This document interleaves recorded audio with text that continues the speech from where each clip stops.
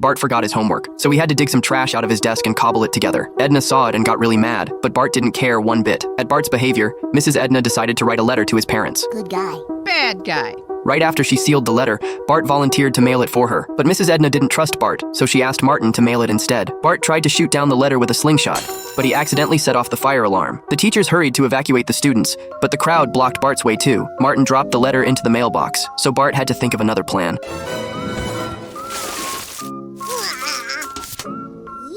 But Willie showed up just in time and collected the mail. Bart had to pretend to be sick to stay home and intercept the letter. He rubbed his ears red and called Marge over. When they took his temperature, sure enough, Bart had a fever. After that, Bart waited for the mail to arrive. He was just about to get his hands on the letter when Homer grabbed it. In the end, everything came out. Homer and Marge went to the school, and the principal showed them Bart's unfinished homework. Marge thought Bart had too much homework. I say this boy needs more homework.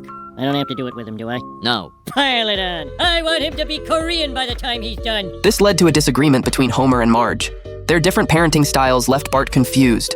He went to Lisa to find a solution, but instead, he got the idea to stir up trouble between his parents. So he put on a show of being swamped with schoolwork in front of Marge. Later, when he was watching TV, Homer chewed him out, and Marge rushed over to argue with Homer. Then, while the family was at the mall, Bart escalated the conflict, which led to them having a huge fight in the middle of the street. When they got home, they started giving each other the silent treatment. Marge turned to Flanders for help. Flanders said he regretted not apologizing to his wife before she died. Meanwhile, at work, Homer dreamed he was on a parade float, but he crashed into Marge, which made him sad. Then both of them had an epiphany. They finally met up on the street.